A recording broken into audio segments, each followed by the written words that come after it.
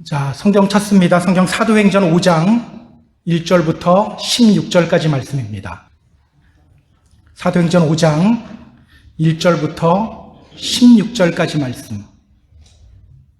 오늘 종려주일 말씀을 보지 않고요. 그냥 사도행전 보던 거를 계속 보도록 하겠습니다. 사도행전 5장 1절부터 16절까지인데요. 오늘 우리가 우선 함께 읽을 부분은 1절부터 11절까지 말씀입니다. 자, 1절부터 11절까지 말씀 우리 같이 한 목소리로 읽습니다.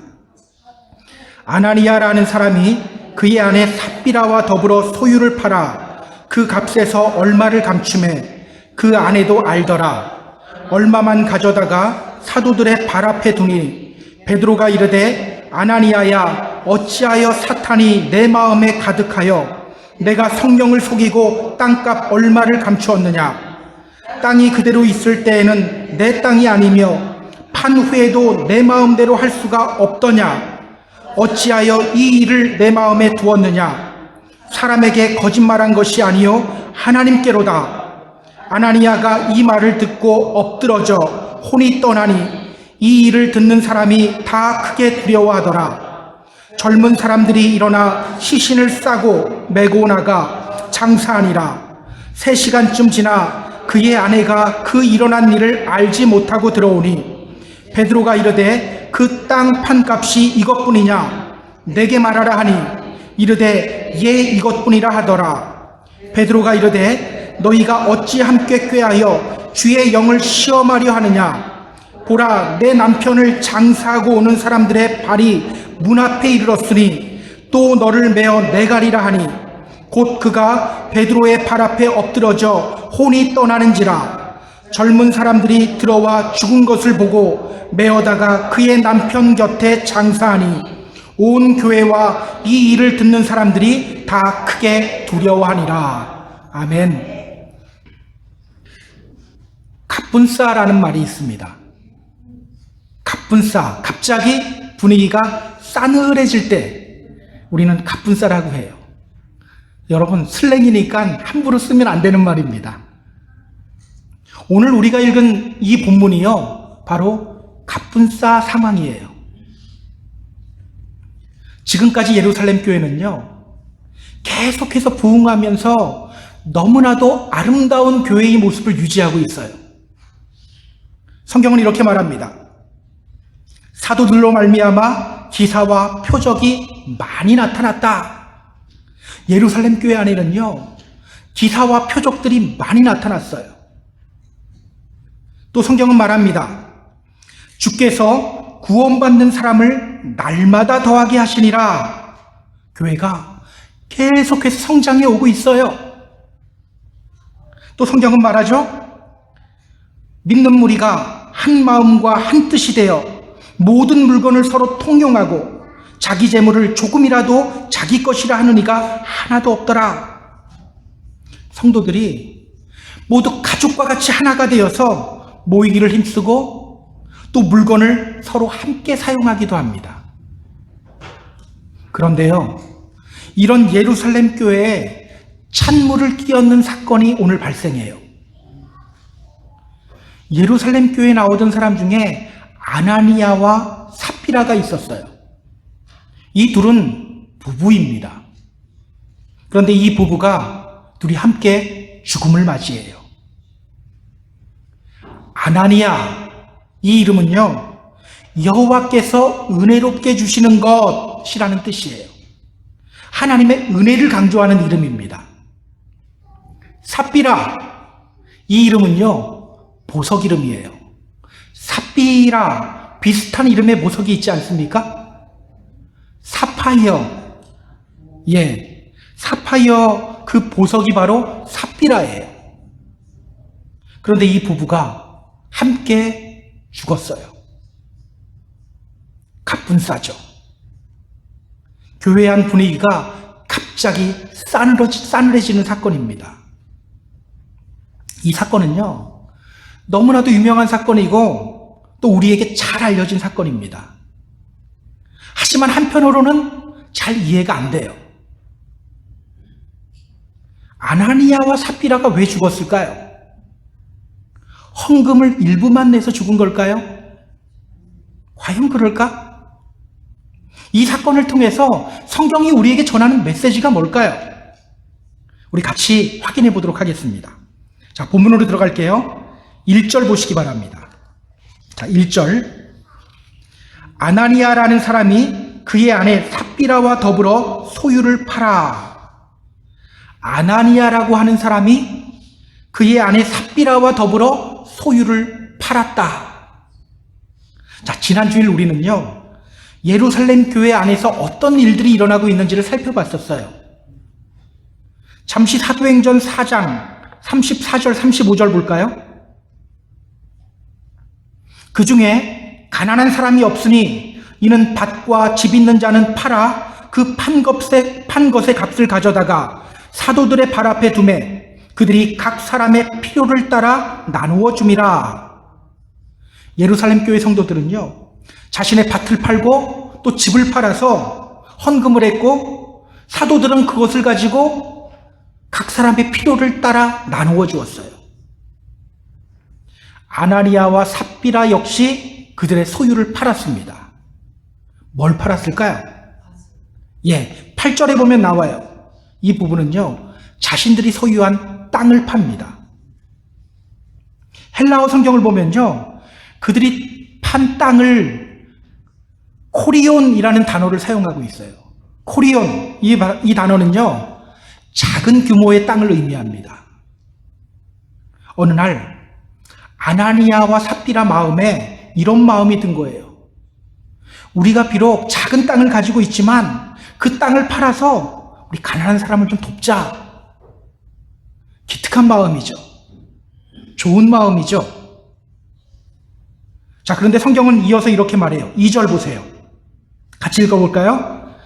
그 값에서 얼마를 감춤해 그 아내도 알더라. 얼마만 가져다가 사도들의 발 앞에 두니. 그 값에서 얼마를 감췄다. 어느 가난한 부부에게 소가 한 마리 있었어요. 이 소가 새끼를 낳았어요. 그런데 2마리를 낳았습니다. 보통 소는 새끼를 한 마리 낳잖아요. 2마리가 태어났어요. 얼마나 기분이 좋았을까요? 남편이 아내에게 말해요. 여보, 소가 새끼 2마리 낳았으니 우리 한 마리는 잘 키워서 우리 주님께 바칩시다. 아내도 흔쾌히 동의했어요. 그런데 송아지 2마리 중에 이 한 마리가 시름시름 앓더니 그만 죽었어요. 남편이 울면서 아내에게 말합니다. 여보, 송아지가 한 마리 죽었어요. 우리가 주님께 바치려던 그 송아지가 죽었어요. 이게 사람 마음이죠. 막상 땅이 팔리자 그들 안에 아까운 마음이 생겨요. 그래서 그들은 땅을 판 값에서 얼마를 감춥니다. 그 값에서 얼마를 감추매. 그 값에서 얼마를 감추었다. 여기 나오는 감추다라는 단어는요, 노스피저라는 헬라어인데요. 노스피저, 이 말은요, 이런 뜻이에요. 절도하다, 횡령하다. 이상하죠? 저에게 100불이 있는데 50불 제가 따로 가졌어요. 이게 도둑질입니까? 내 거 갖고 내가 마음대로 하는 거잖아요. 그런데 성경은요, 그런 아나니아의 행위를 도둑질로 묘사하고 있어요. 성경이 왜 이렇게 묘사하는지는 우리가 뒷부분에서 확인하게 될 겁니다. 자, 성경은 이어서 이렇게 말해요. 그 아내도 알더라. 그 아내도 알았다. 그의 아내도 알았다. 이 말이 무슨 뜻일까요? 아나니아가 땅을 팔고 그 값에서 얼마를 감췄다는 것을 삽비라가 알게 되었다는 걸까요? 그런 뜻이 아니에요. 여기 나오는 알다라는 단어가요, 수노라오라는 헬라어인데요, 이런 뜻이에요. To see in one's mind with one's self. 그렇다면 여러분, 그 아내도 알았다. 이 말이 무슨 뜻입니까? 그의 아내 삽비라가 어쩌다 우연히 남편이 땅을 판 값에서 얼마를 감췄다는 것을 알게 되었다는 뜻이 아니에요. 그녀 역시 남편 아나니아와 같은 마음을 품고 같이 일했다라는 거예요. 이렇게 이 부부는요, 땅값의 얼마를 감추고 아나니아는 나머지 일부를 사도들에게 주었어요. 제가 제 소유의 땅을 팔았습니다. 이 돈이 땅을 판 값입니다. 이걸로 가난한 사람들을 좀 도와주세요. 자, 그런데요, 이해할 수 없는 일이 벌어집니다. 3절 4절 보세요. 자, 3절 4절 같이 읽습니다. 베드로가 이르되 아나니아야, 어찌하여 사탄이 내 마음에 가득하여 내가 성령을 속이고 땅값 얼마를 감추었느냐? 땅이 그대로 있을 때는 내 땅이 아니며 판 후에도 내 마음대로 할 수가 없더냐? 어찌하여 이 일을 내 마음에 두었느냐? 사람에게 거짓말한 것이 아니요 하나님께로다. 베드로가요, 갑자기 아나니아를 꾸짖기 시작합니다. 아나니아야, 어찌하여 사탄이 너의 마음에 가득하냐? 어찌하여 너가 성령을 속이고 땅값 얼마를 감추었느냐? 너는 지금 사람에게 거짓말한 것이 아니라 하나님께 거짓말했다. 베드로가 그 말했을 때 아나니아는 그 자리에 엎드려서 죽어요. 5절 6절 보세요. 아나니아가 이 말을 듣고 엎드러져 혼이 떠나니 이 일을 듣는 사람들이 다 크게 두려워하더라. 젊은 사람들이 일어나 시신을 싸서 메고 나가 장사하니라. 여러분, 지금 이 상황이 이해가 됩니까? 그런데요, 이 이해할 수 없는 일이 여기서 멈추지 않아요. 7절부터 11절 보세요. 자, 7절부터 11절 같이 읽습니다. 3시간쯤 지나 그의 아내가 그 일어난 일을 알지 못하고 들어오니 베드로가 이르되 그 땅 판 값이 이것뿐이냐? 내게 말하라 하니 이르되 예, 이것뿐이라 하더라. 베드로가 이르되 너희가 어찌 함께 꾀하여 주의 영을 시험하려 하느냐? 보라, 내 남편을 장사하고 오는 사람들의 발이 문 앞에 이르렀으니 또 너를 메어 내가리라 하니 곧 그가 베드로의 발 앞에 엎드러져 혼이 떠나는지라. 젊은 사람들이 들어와 죽은 것을 보고 메어다가 그의 남편 곁에 장사하니 온 교회와 이 일을 듣는 사람들이 다 크게 두려워하니라. 자, 3시간쯤 지나서 아나니아의 아내 삽비라가 그 자리에 왔어요. 지금 그녀는요, 자기 남편에게 어떤 일이 일어났는지 아직 알지 못해요. 베드로가 그녀에게 묻습니다. 그 땅을 판 가격이 이것뿐이니? 그녀가 대답해요. 예, 맞습니다. 그게 답니다. 베드로의 얼굴이 다시 굳어져요. 그리고 그녀를 꾸짖기 시작해요. 너희가 어찌 함께 꾀하여 주의 영을 시험하느냐?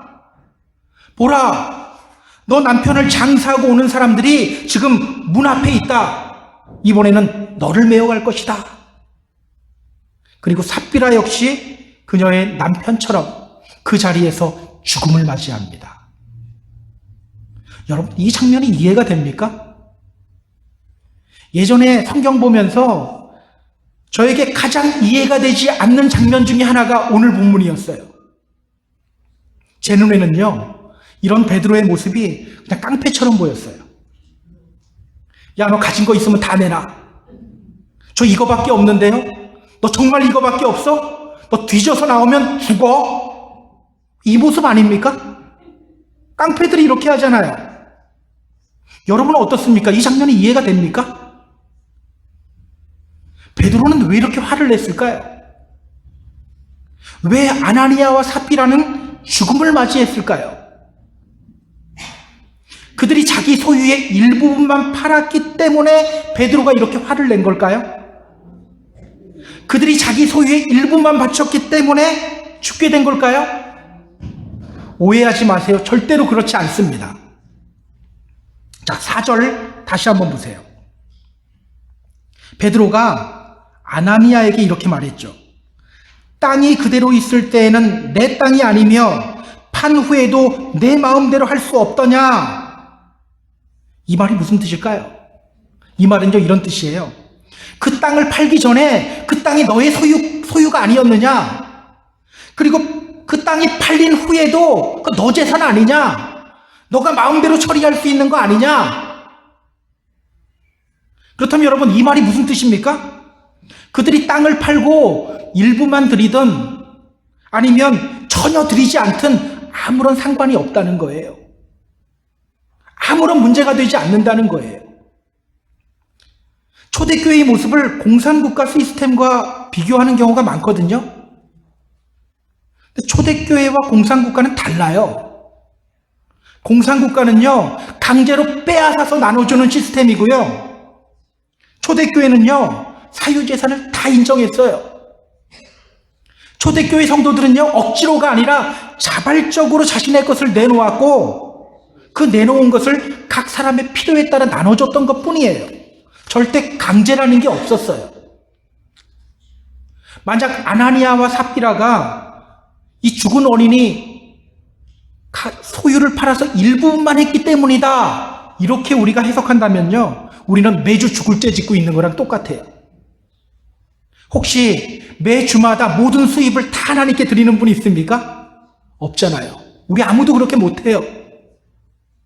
때문에 아나니아와 삽비라의 죽음은요, 단지 헌금 문제가 아니에요. 소유를 팔아서 일부분만 바쳤기 때문이 아니에요. 그렇다면 여러분, 아나니아와 삽비라는 왜 죽음을 맞이했을까요? 그들의 죄가 무엇이었을까요? 그들의 죄가 얼마나 컸기에 이렇게 생명까지 잃게 되었을까요? 자, 베드로가 그들을 향해 어떤 말을 했는지를 주목해야 합니다. 자, 베드로가 아나니아에게 이렇게 말했어요. 너희가 어찌하여 성령을 속였느냐? 또 삽비라에게는 이렇게 말했어요. 너희가 어떻게 주의 영을 시험하느냐? 아나니아와 삽비라가 죽은 이유가 뭡니까? 성령을 속였기 때문이에요. 성령을 시험했기 때문입니다. 예수님은요, 이것을 성령을 모독하는 죄라고 말했어요. 또 성령을 거역하는 죄라고 말했어요. 그리고 그것이 얼마나 큰 죄인지를 마태복음 12장에서 말합니다. 마태복음 12장 31절, 32절 제가 읽어드릴게요. 그러므로 내가 너희에게 이르노니 사람에 대한 모든 죄와 모독은 사하심을 얻되 성령을 모독하는 것은 사하심을 얻지 못하겠고, 또 누구든지 말로 인자를 거역하면 사하심을 얻되 누구든지 말로 성령을 거역하면 이 세상과 오는 세상에서도 사하심을 얻지 못하리라. 예수님은요, 아주 분명하고 단호하게 말씀하셨어요. 다른 죄 다 용서받을 수 있다. 하다못해 예수님을 향해 욕해도 용서받을 수 있대요. 그런데 성령을 모독하고 성령을 거역하면 용서받을 수가 없대요. 주님의 말씀이에요. 때문에 아나니아와 삽비라는 오늘 죽음을 맞이한 거예요. 자, 그렇다면 여러분, 성령을 속이는 죄, 다른 말로 하면 성령을 모독하고 성령을 거역하는 죄, 그 죄는 도대체 어떤 죄일까요? 성령을 속이는 죄, 이 죄가 어떤 죄일까요? 먼저 우리는요, 성령님이 우리 안에서 어떤 일을 하시는지를 알아야 돼요. 지금 제자 훈련 받고 있는 분들은요, 얼마 전에 배웠어요. 기억이 나야 되는데. 자, 성령님이 우리 안에서 하시는 일이 여러 가지가 있어요. 그런데 그 중에 하나는요, 우리 안에 소원을 주셔요. 성령님이 우리로 하여금 하나님이 기쁘시게 하는 것에 대한 소원을 줘요. 빌립보서 2장 13절 이렇게 말합니다. 너희 안에서 행하시는 이는 하나님이시니 자기의 기쁘신 뜻을 위하여 너희에게 소원을 두고 행하게 하신다. 혹시 여러분 안에 주님을 위해서, 또는 주님의 몸된 교회를 위해서, 또는 다른 믿음의 성도님들을 향한 어떤 소원이 있습니까?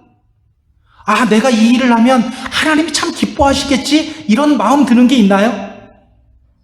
그것이 단지 여러분의 생각이 아닐 수가 있어요. 그냥 잡생각이나 오지랖이 아닐 수도 있어요. 성령님이 여러분에게 주신 생각일 수가 있어요.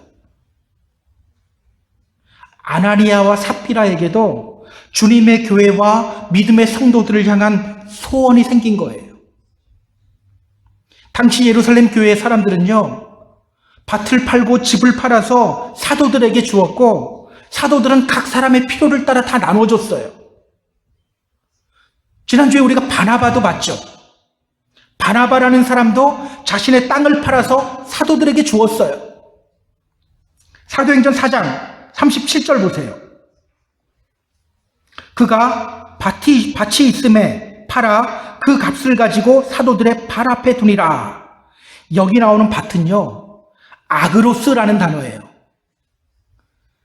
아나니아가 가진 밭은 코리온이라는 단어인데 작은 땅을 의미한다고 했잖아요. 그런데 이 바나바가 판 땅은요, 아그로스라는 단어예요. 이 아그로스라는 단어는요, 매우 넓은 땅을 가리키는 말이에요. 바나바가 이 땅을 팔았어요. 그것을 보면서 아나니아와 삽비라 안에 이런 마음이 생긴 거예요. 야, 비록 우리에게 작은 땅이 있지만 그것을 팔아서 가난한 사람을 좀 돕자. 누가 주신 마음입니까? 성령님이 주신 마음이에요. 성령님이 주신 마음으로 그들은 땅을 파는 거예요. 그런데요, 여러분, 이렇게 성령님이 주신 마음으로 뭔가를 하려고 하면 반드시 찾아오는 그 놈이라고 해야 됩니다. 놈이 있어요. 누굴까요?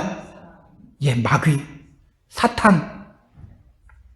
성령님이 주신 마음 품고 하나님이 기뻐하시는 일을 하려고 하면 반드시 마귀가 공격을 해요. 갑자기 아까운 마음이 드네요. 결국 그들은 땅값을 판 일부를 감춘 채 이렇게 말한 거예요. 제가 제 소유의 땅을 팔았습니다. 이게 땅을 판 전부입니다. 이 돈으로 가난한 성도를 좀 도와주세요. 자신들이 다 드리는 것처럼 사람들을 속인 거예요. 그래서 성경은 그들이 돈을 감춘 행위를 도둑질로 묘사하고 있는 겁니다. 그리고 그들 안에 사탄이 가득했다고 말하고 있는 거예요. 여러분, 갑자기 아까운 마음이 들어요.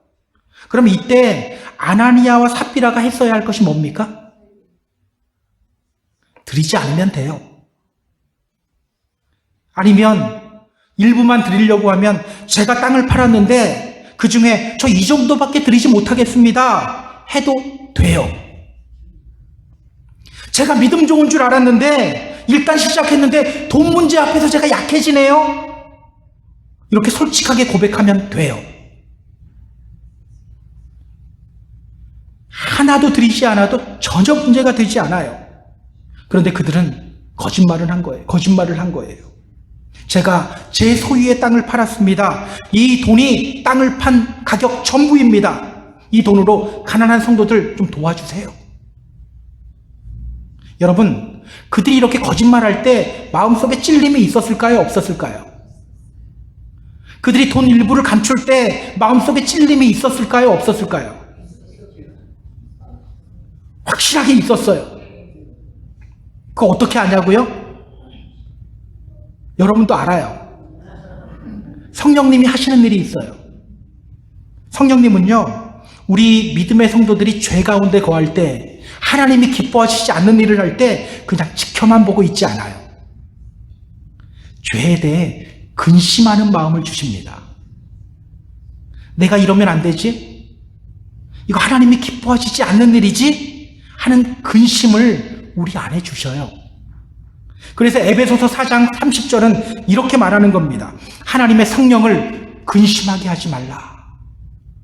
하나님의 성령을 근심하게 하지 말라. 자, 예를 들어 볼까요? 우리가 실수로 다른 사람 흉을 봤어요. 그렇게 다른 사람 흉 보고 나면 속이 후련해지나요? 아니죠. 우리 믿는 사람들은요, 이상하게 찜찜해요. 후련하면요, 이상한 거예요. 믿지 않는 거예요. 우리 믿는 사람들 안에는요, 그러고 나면 근심이 생겨요. 아, 내가 하나님이 기뻐하지 않는 일을 했구나. 이런 생각이 들면서 마음 한구석에 찔림이 와요. 누가 주시는 생각이에요? 성령님이 주시는 생각이라는 거예요. 주일 예배 드리지 않고 그냥 집에서 드라마 보고 있었어요. 그 드라마 보고 있으면 마음이 편합니까? 야, 오랜만에 예배 빠지고 드라마 보니까 이렇게 편한지 몰랐네. 이런 생각이 드나요? 아니죠. 보는 내내 찜찜해요. 우리 믿는 사람들 안에는요, 근심하는 마음이 생겨요. 믿기 전에는 주일 예배 빠지는 것이 아무렇지도 않아요.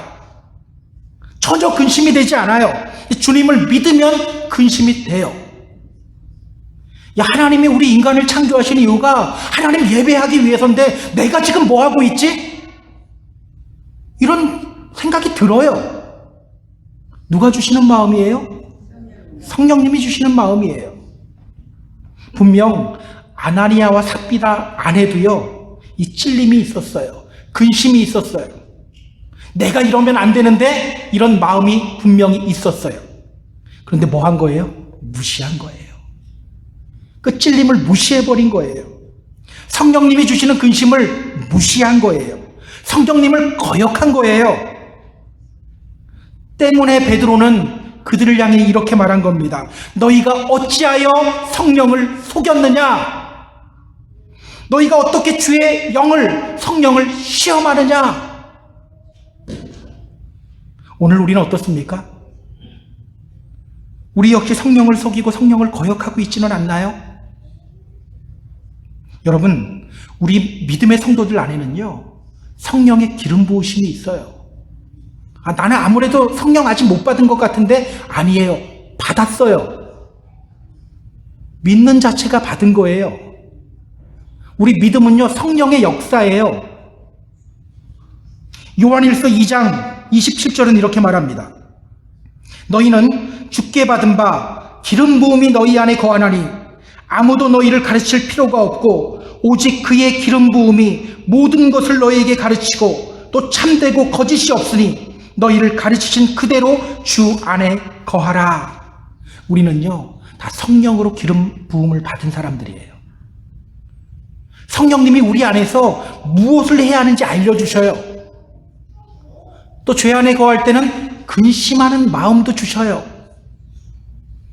여러분, 믿음 생활 잘하고 싶죠? 믿음 생활 잘하는 첫 번째 방법이 뭔지 아세요? 우리 안에서 일하시는 성령님께 민감해야 돼요. 정신없이 살면 안 돼요.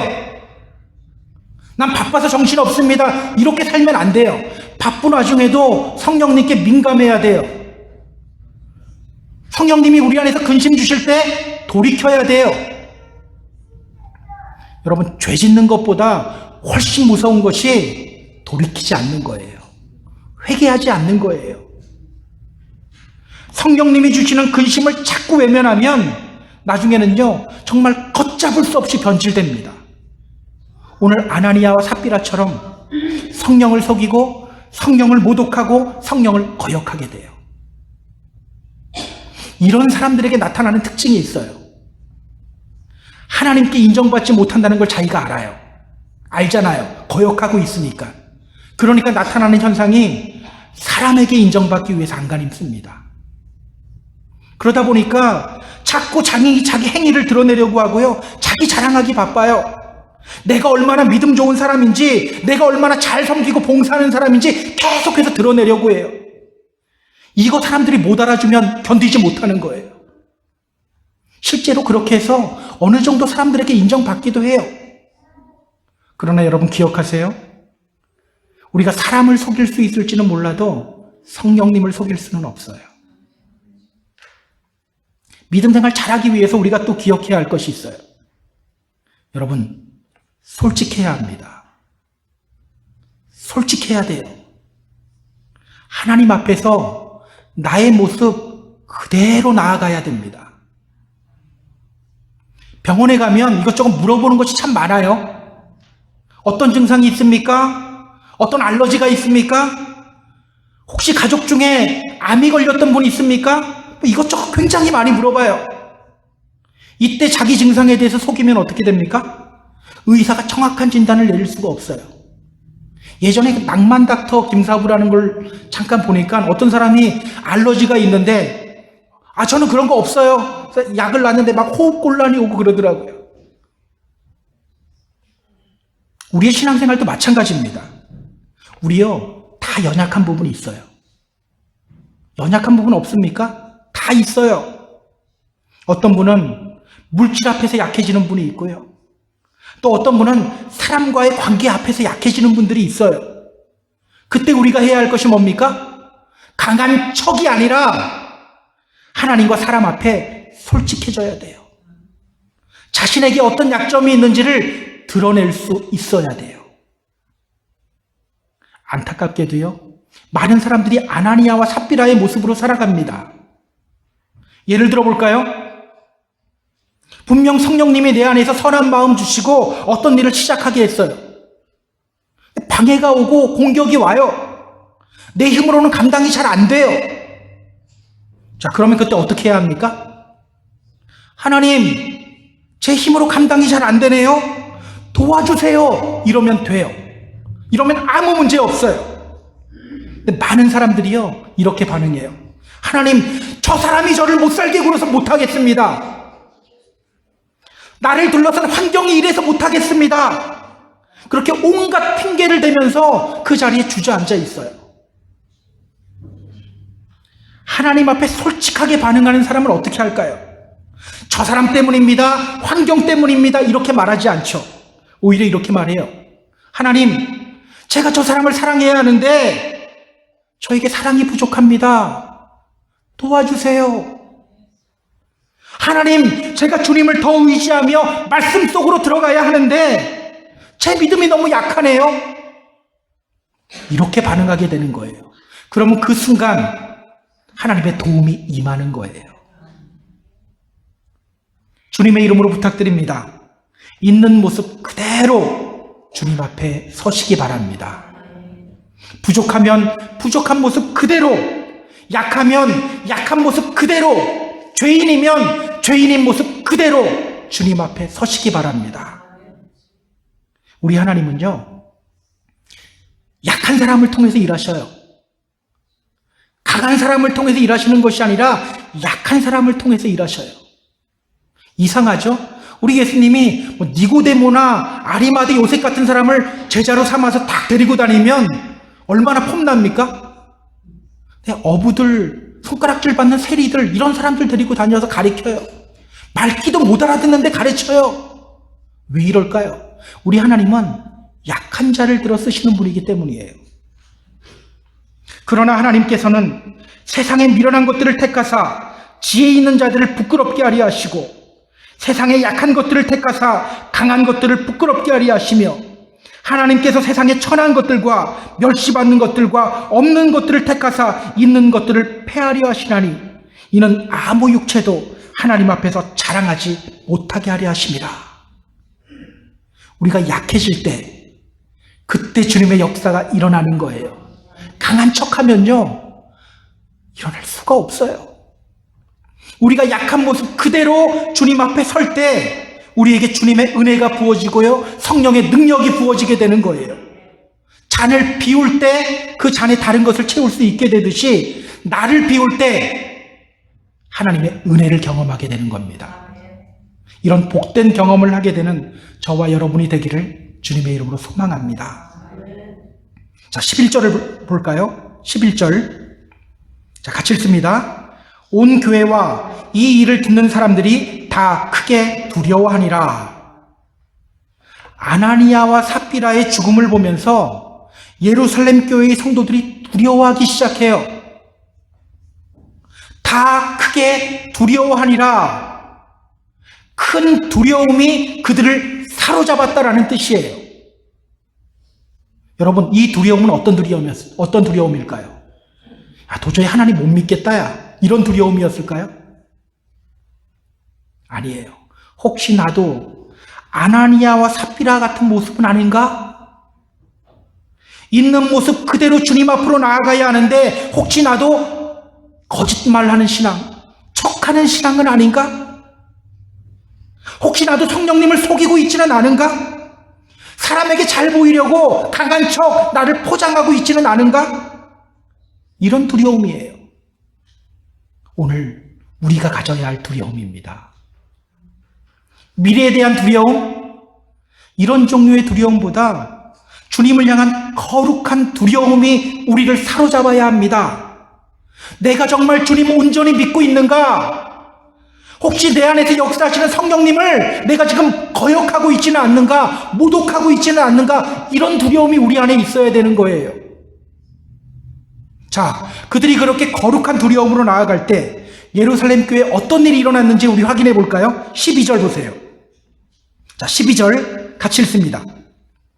사도들의 손을 통하여 민간의 표적과 기사가 많이 일어나매 믿는 사람이 다 마음을 같이하여 솔로몬 행각에 모이고. 자, 사람들이 한 마음으로 어디에 모입니까? 솔로몬의 행각. 솔로몬의 행각? 이곳이 어떤 곳이죠? 얼마 전 베드로와 요한이 말씀 전하다가 유대 종교 지도자들에게 잡혔던 곳이죠. 여기서 잡히고 감옥에 갇혔었죠. 그리고 그 다음날 산헤드린 공회에서 재판을 받았어요. 그리고 더 이상 너희들 예수의 이름으로 말하지도 말고 가르치지도 말아라 협박까지 받았어요. 그런데 그들이 지금 다 같이 어디로? 솔로몬 행각으로 나아가는 거예요. 주님을 향한 거룩한 두려움이 생기고 나니까 오히려 세상에 대해서는 담대해지는 거죠. 주님을 향한 거룩한 두려움이 생기니까 세상을 향해서 담대해져요. 자, 13절 보세요. 자, 13절 같이 읽습니다. 그 나머지는 감히 그들과 상종하는 사람이 없으나 백성이 칭송하더라. 이 말은요, 믿지 않는 사람들이 그들과 논쟁하거나 다투지 않고 오히려 칭찬했다는 거예요. 요즘과는 좀 다르죠. 요즘 믿지 않는 사람들이 믿는 사람 어떻게 하든지 공격하는데 이러지가 않았대요. 그들이 하나님을 두려워하며 하나님 앞에 있는 모습 그대로 서게 되자 오히려 믿지 않는 사람들이 저 죄인들 하면서 손가락질하는 것이 아니라 그들과 싸우려고 하지 않았대요. 오히려 믿는 사람들이 그들을 칭찬하기 시작했대요. 오늘 우리는 난 믿는 사람이야, 난 착한 사람이야, 고개 뻣뻣한데 이들은 오히려 고개 숙이고 있었잖아요. 그런데 오히려 더 칭찬받아요. 14절 보세요. 자, 14절 같이 읽습니다. 믿고 주께로 나오는 자가 많으니 남녀의 큰 무리더라. 이전보다 더 많은 사람들이 예수님을 믿고 주님께로 나오기 시작해요. 자, 15절 16절 보세요. 같이 읽습니다. 심지어 병든 사람을 메고 거리에 나가 침대와 요 위에 누이고 베드로가 지날 때 혹 그의 그림자라도 누구에게 덮일까 바라고 예루살렘 부근에 수많은 사람들도 모여 병든 사람과 더러운 귀신에게 괴로움을 받는 사람을 데리고 와서 다 나음을 얻으니라. 자, 교회 안에서 표적과 기사가 더 강력하게 나타나기 시작해요. 병든 사람이 낫고 귀신 들린 사람들이 고침받는 역사가 일어나요. 그것뿐이 아니죠. 예루살렘 안에 머물던 복음이 지금 어디까지 나가고 있습니까? 예루살렘 부근까지 나가고 있어요. 나중에는 더 나가게 될 거예요. 땅 끝까지 나가게 될 거예요. 일단 예루살렘을 넘어서기 시작했어요. 저는요, 우리 교회 안에서도 이런 일이 일어나게 되었으면 좋겠어요. 여러분, 이 모든 일들이 어떻게 해서 일어나게 되었습니까? 하나님을 두려워하며 있는 모습 그대로 하나님 앞에 서려고 하는 몸부림으로 말미암아 이런 일이 가능하게 된 거예요. 믿음이 작으면 작은 대로, 죄인이면 죄인의 모습 그대로, 약하면 약한 모습 그대로 나아간 결과예요. 자, 이제 말씀을 정리할게요. 우리 사랑하는 펜사콜라 한인교회 성도 여러분, 오늘 우리는요, 거룩한 두려움을 회복해야 합니다. 우리 하나님은요, 우리 믿음 작은 것 이거 가지고 뭐라고 안 해요.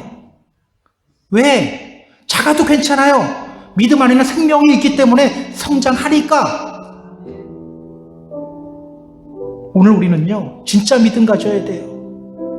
거룩한 두려움으로 있는 모습 그대로 하나님께 나아가야 합니다. 척하지 말고 우리의 부족함과 약함들 다 있잖아요. 우리 안에 지금 부족함들 다 있잖아요. 왜 자꾸 감춥니까? 주님 앞에서 드러내야 합니다. 주님, 제가 이런 부분에 약합니다. 제가 이럴 때 넘어집니다. 제 안에 사랑이 없습니다. 다 드러내야 돼요. 왜 사랑하는 척하고 믿음 있는 척합니까? 다 드러내셔야 돼요. 그때 우리의 믿음은 진짜가 되고요, 하나님의 도우심이 임하게 되고요, 우리 믿음은 계속해서 성장하게 되는 거예요. 주님의 이름으로 부탁드립니다. 지금 이 시간 거룩한 두려움을 회복하시기를 결단하시기 바랍니다. 사람에게 인정받기보다는 하나님 중심의 신앙생활을 하며 하나님 앞에 솔직한 모습, 있는 모습 그대로 나아가기를 결단하시기 바랍니다. 반드시 주님의 능력이 부어지게 될 거예요. 그리스도인으로서의 선한 영향력을 끼칠 수 있게 될 거예요. 그리스도의 십자가와 부활의 증인이 될 수 있게 될 겁니다. 이런 복된 믿음의 경험을 하게 되는 저와 여러분 다 되기를 주님의 이름으로 축복합니다. 축복합니다.